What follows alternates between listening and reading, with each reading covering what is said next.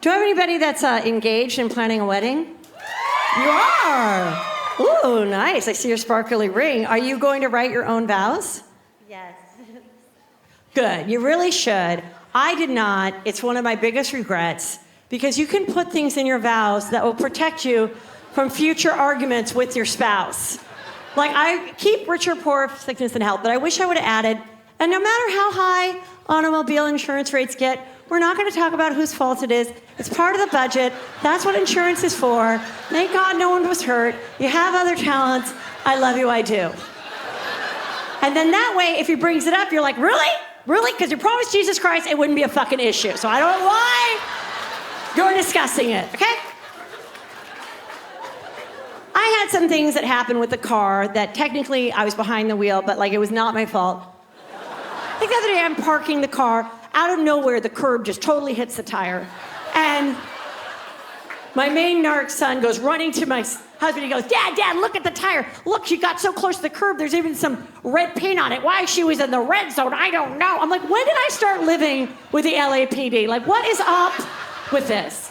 Then I had this other thing that happened that I'm sure many of you have done this. It's a very common thing that happened. I was at a mall, like a covered parking structure, and here's like the big concrete thing. It's round, it's holding the ceiling. And I parked up here, normal. And then when it was time to leave, I start to back out, and this thing gets all close to the side of my car. And it's like, and I'm like, fuck! Like a trickle, a piece of sweat. Again, not like I'm scared of my husband, like a Lifetime movie scared. Just like he's gonna bring it up and bring it up again. And like, you know, I'm gonna think it's over a year from now, we're at a barbecue, standing across, talking to 5 dads. He's like, oh, well, you know, and then she went to Bloomingdale's and the whole side of her car scraped. I'll be like, why are you telling that story? Oh, sorry, I guess there could only be one comedian in the family. Jeez.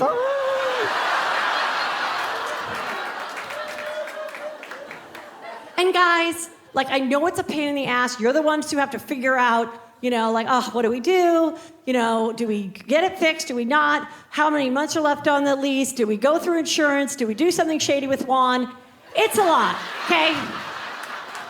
My husband deals with it, gets me a rental car, the car comes back, it looks flawless. It's back one day.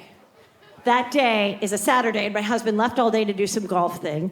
My kids drank all the milk in the house. So once again, I'm doing something for other people. I'm like, let me get you some milk, okay? Now, they're old enough to stay in the house, so I get in the car, I'm pulling out of my driveway, and all of a sudden I feel this, ooh, trickle a piece of sweat. You know that expression, God will only give you as much as you can handle? My marriage can't handle 2 car accidents within 4 days of each other both being my fault. We don't have the love, we don't have the foundation, we don't have the tools. It's hanging by a cobweb string, okay?